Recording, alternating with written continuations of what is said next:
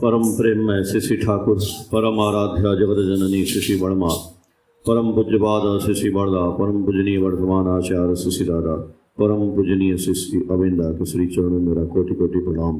यहाँ उपस्थित अधर्यु दादा, जाजक दादा और सभी गुरु भक्तों, माताओं, बहनों, बच्चों को मेरा हार्दिक जय गुरु। आज का सत्संग रूबी बनर्जी माँ की तरफ से हो रहा है, हम लोग ठाकुर जी से, और शालिनी माँ की तरफ से हो रहा है। हम लोग ठाकुर जी से आप दोनों परिवार के मंगल की कामना करते हैं, और जितने लोग इस परिक्रमा में भाग लिए हैं, भाग ले रहे हैं, उनका भी ठाकुर जी मंगल करें। हमारी ठाकुर जी से यही चाहत है। एक बार एक आदमी ने, भक्त ने ठाकुर जी से पूछा कि ठाकुर जी, यदि कोई अपने गुरु को ग्रहण किया है और गुरु की बातों पे चलता है, तो उनका गुण तो उसके अंदर आता है, लेकिन उनका दोष भी तो उनके अंदर आएगा। गुण और दोष दोनों आएगा। ठाकुर जी कहे हाँ बिल्कुल आएगा। इसीलिए तो ठाकुर जी की वाणी है, बाजार घूम कर गुरु करने में निष्ठा गई जहन्नुम में, होगी क्या तेरी शंका दूर, होगा क्या कुछ लाख जन्म में। ठाकुर जी ने कहा, इसीलिए मैं बार बार कहता हूं कि आपको दीक्षा लेनी है तो वेत्ता पुरुष से दीक्षा लीजिए। वेत्ता पुरुष का मतलब क्या? वेत्ता का मतलब होता है जो सब कुछ को जानने वाले होते हैं, सारा कुछ जानते हैं, उनको बोलते हैं वेत्ता पुरुष। तो वेत्ता पुरुष के अंदर ठाकुर जी बोले कि केवल गुण ही गुण होता है, उसके अंदर दोष होता ही नहीं है, इसलिए उनको ग्रहण करना है। हाँ, और आपने यदि वेत्ता पुरुष को छोड़ के गुरु ग्रहण कर लिया है तो उसी को पालन करिए। इसीलिए गुरु करने से पहले सोचिए, समझिए, जानिए, घूमिए फिरिए, पानी पियो छान कर और गुरु करो जान कर। तो बोले कि अगर वेत्ता पुरुष नहीं मिलते हैं तो आपने जिससे दीक्षा लिया है, जो गुरु हैं, तो वो जस्ट लाइक दीक्षा उपदेशक होते हैं। तो दीक्षा उपदेशक ठाकुर जी बोले हमारे सारे ऋत्विक वही है। सोचिए, जो बाजार में जितने गुरु हैं, हम लोग कहते हैं गुरु कर लिए, बहुत से लोग कहते हैं हम तो गुरु किए हैं, काहे गुरु जी को करें। मैं इसलिए कह रहा हूं कि आप लोग उसका समाधान बताइए। हम लोग वहां चुप हो जाते हैं, इसलिए वो सोचते हैं हाँ भैया ठीक है, हम ही ठीक है। आप ठीक नहीं है। आपके गुरु में जिसको किए हैं उसके अंदर दोष यदि दिखाई दे रहा है, गुरु नहीं है वो, तो कह दीजिए वैसा तो मेरे सारे SPR हैं, तो वो दीक्षा थोड़े देते हैं, वो दीक्षा का उपदेश खाली देते हैं, तुम वही।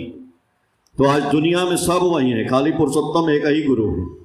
इसलिए पुरुषोत्तम आते जिस क्षण सभी गुरु की होती सार्थता, उनको धरने से होती नहीं गुरु त्याग की क्षुण व्यथा। इसलिए ठाकुर जी बोल रहे हैं बार बार इन सभी गुरुओं को कि ठीक है आप कुल गुरु करिए। कुल गुरु नहीं होते हैं गांव में, घर में होते हैं। जब आप सदगुरु नहीं ग्रहण किए हैं तो बोल रहे जिस गुरु से आप दीक्षा लिए हैं, यदि वो वास्तव में सही गुरु है, मान लीजिए ऋत्विक है, कुछ भी है, तो वो आपको बताएगा कि भैया जब तक आपको आपके सदगुरु वेत्ता पुरुष नहीं मिलते हैं, ये हम तब तक के लिए आपको ये गुरु मंत्र दे रहे हैं, लेकिन जब आपको जीवन में वो मिल जाएंगे तो आप उनको धारण जरूर कर लीजिएगा। यदि वो बोलता है तो वो सच्चा आपका, जो भी जैसा भी गुरु कुल गुरु है, सच्चा गुरु है। लेकिन आज आप गुरु कर लीजिए कहीं जाकर के, वो ये बात बोलते ही जानते ही नहीं है, बोलेंगे क्या, उनको पता खुदे नहीं है कि हमको भी गुरु ग्रहण करना है। बाल बढ़ा लेंगे, पगड़ी लगा लेंगे, पीतांबर पहन लेंगे, हम लोग भ्रम में हो जाते हैं, अरे बहुत बड़े गुरु हैं, पहने हैं, क्या बात है, 10 अंगूठी पहने हैं, रुद्राक्ष। अरे भैया, गेरुआ पहन लेने से थोड़े ही वो गुरु हो गए हैं, लेकिन वो देखने से आदमी की आंख में आकर्षण आ जाता है, उसी तरफ आकृष्ट हो जाते हैं और फिर वो उनको ठगना शुरू करते हैं, हम लोग ठगाना शुरू हो जाते हैं। इसलिए जीवन में सावधान रहिए और सावधान करिए। केवल सावधान रहना नहीं है, दूसरे को भी अपने बचिए और सबको बचाइए, तब हमारा कल्याण निश्चित है। और एक बात कहना चाहेंगे कि अब देखिए, मैंने बताया ना कि ठाकुर जी ने ऋत्विक के बारे में क्या बताया, दीक्षा उपदेशक, दीक्षा के बारे में उपदेश देने वाले ऋत्विक हैं, वही सारे गुरु हैं दुनिया में जितने भी हैं। काली पुरुषोत्तम को छोड़कर कोई है नहीं, ये समझ लीजिए, चाहे जब जैसे भी हो। ठीक है, उसके बाद अधर्यु दादा बैठे, तो मान लीजिए अधर्यु दादा 20 साल 25 साल से यहाँ भोग लगा रहे ठाकुर जी को, उनकी धर्म पत्नी बैठी है। तो हम लोग सोचते हैं तो नंदीदा है यार, बेकार ऐसे ही बैठे हैं, जब मन करे इनको गाली दे दो, जब मन करे इनको लड़ जाओ। आप इनसे लड़ेंगे, गाली देंगे तो आपका सर्वनाश होगा। क्यों? ये सन्यासी है भाई, समझता नहीं आदमी। सन्यासी आदमी, ठाकुर जी की पूजा करने वाले 20 साल से जो लगा हुआ है आदमी 25 साल से, वो सन्यासी नहीं तो क्या है? अब वो तो बेचारे बोल देते हैं, अगर ना बोलेंगे सन्यासी को गाली दीजिए, कल आपके ऊपर न पड़ जाए तो कहिएगा। सन्यासी का पगड़ी बांध के आएंगे, जटा डाल के आएंगे, तब सन्यासी होंगे क्या? यही सन्यासी हैं। वो दिन रात पानी बरस रहा है, जो हो रहा है, चैनल गेट सवेरे खोलना, ठाकुर जी की सेवा में लगे रहना, दोनों धर्म पत्नी ये सन्यासी हैं, तो सन्यासी की वाइफ है। तो जितने ठाकुर जी के पंजाधारी लोग हैं वो सब सन्यासी हैं, छोटे बड़े। तो हम क्यों किसी की बेइज्जती करें? हम बेइज्जती इसलिए करते हैं कि हमको पता नहीं है कि कस्तूरी कुंडली बसे मृग झूठे बनवाए, ऐसे खट्टी खट्टी राम है दुनिया देखे ना। भाई कस्तूरी जो है हिरन के पेट में होता है और उसकी खुशबू आती है। जब खुशबू आती है तो हिरन सोचता है अरे यार ये खुशबू कहाँ से आ रही है, तो वन में दौड़ता है, अच्छा वहाँ है, पूरे जंगल में दौड़ता है, लेकिन खुशबू उसको पता नहीं है कि तुम्हारे नाभि से आ रही है। इसलिए भगवान कहाँ है? मंदिर में, मस्जिद में, गिरजा में, गुरुद्वारे में, यहाँ है, वहाँ है, पहाड़ पे है, भोले कैलाश में, कहीं नहीं है भाई, आपके अंदर है, आपके अंदर है। ईश्वर अंश जीव अविनाशी, आपके अंदर ही ठाकुर जी हैं। उसके बाद भी आप दीक्षा लेकर के मंत्र के रूप में उनको ग्रहण कर चुके हैं, आप अंदर आ गए हैं। तो अंदर आ गए हैं तो एक बात सोचिए, एक आदमी है, कोई बहुत ही प्रचलित आदमी है, और मतलब प्रचलित उसका नाम है, तो कोई मान लीजिए एक्टर है, कोई नेता है, कोई बहुत ही नामी गिरामी एक सदस्य होता है, तो क्या करता है? अपने लिए एक बॉडीगार्ड रखता है, 1 2 4 उसके आगे पीछे बॉडीगार्ड चलते रहते हैं। प्रधानमंत्री हैं, सब लोग बॉडीगार्ड चलते हैं। किसकी रक्षा के लिए? उसकी रक्षा के लिए। अब आप ये बताइए, बॉडीगार्ड जो चल रहा है, उस बॉडीगार्ड को कैसा होना चाहिए? वो बॉडीगार्ड अपने हिसाब से नहीं रहेगा, उनके हिसाब से रहेगा।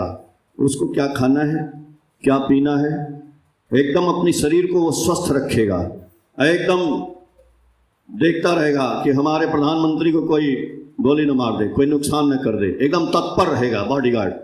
तो बॉडीगार्ड बीमार हो जाएगा तो नहीं होगा, बॉडीगार्ड का ब्रेन दर्द करने लगेगा सर तो नहीं होगा, बॉडीगार्ड दारू पी लेगा तो नहीं होगा, बॉडीगार्ड खैनी नहीं खाएगा, सुर्ती नहीं खाएगा, एकदम उनके साथ रहेगा, कुछ नहीं खाएगा, साथ साथ रहेगा एकदम।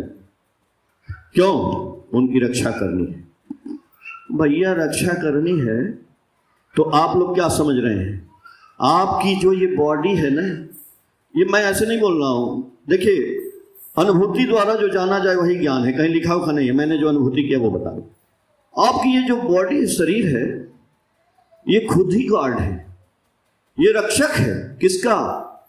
हमारे अंदर जो प्रधानमंत्री हैं, हमारे अंदर जो वेत्ता पुरुष हैं, हमारे अंदर जो भगवान हैं, वो अंदर है मेरे, उनकी रक्षा के लिए ये बॉडी बना है। मैंने बोला ना कि एक एक्टर है, सलमान खान है, कुछ भी है, वो चल रहे हैं, लेकिन उनके चारों तरफ जो चल रहे हैं वो एकदम, वो ना सिगरेट दारू पिएगा, एकदम सही रहेगा, वो नशे में नहीं रहेगा, वो जानता है कि लोग उड़ा देंगे उसको, इसलिए वो सही रहेगा। तो हमारे अंदर भगवान बैठे हैं और ये बॉडी उनके लिए बनी है, उनकी रक्षा के लिए, लेकिन हम इस बॉडी को दारू डाल देते हैं, बीड़ी डालते हैं, सिगरेट डालते हैं, तामसी भोजन डालते हैं, लहसुन डालते हैं, प्याज डालते हैं, इधर दर्द करता है, इधर दर्द करता है, ये दुख में है, ये दुख में है। रक्षा नहीं होगा भगवान का, इसको स्वस्थ रखना पड़ेगा। ये बॉडीगार्ड हम खुद है, ये शरीर मेरा बॉडी, मैं जो बोल रहा हूं मैं बोल रहा हूं तो मैं कौन हूं? मैं कौन हूं? मैं वही भगवान, भगवान ही ये अंदर से बोल रहे हैं। तब मैं बोलता हूं कि ये मेरा हाथ है, यानी अलग चीज है तब ना। ये मेरा ढोलक है यानी दूर है, नहीं तो हम बोलते नहीं कि मैं हाथ हूं। मैं हाथ नहीं हूं, ये मेरा हाथ है, यानी हाथ अलग है भाई। आवाज अपने आप आ रही है अंदर से, ये मेरा हाथ है, ये मेरा सर है, ये मेरी आंख है, यानी ये मेरा बॉडी मेरी रक्षा के लिए बना है, मेरी सुरक्षा के लिए बना है। तो इस बॉडी को वीक क्यों करें, इस बॉडी को कमजोर क्यों करें? इसको जब हम बीमार कर देंगे तो ये भगवान की रक्षा नहीं कर सकता है, भगवान की रक्षा नहीं करेगा। आज जब भगवान की रक्षा नहीं करेगा तो भगवान यहाँ से चले जाएंगे। सिर जब चले जाएंगे इसमें से निकल के तो कहेगा कि श्री राम नाम सत्य।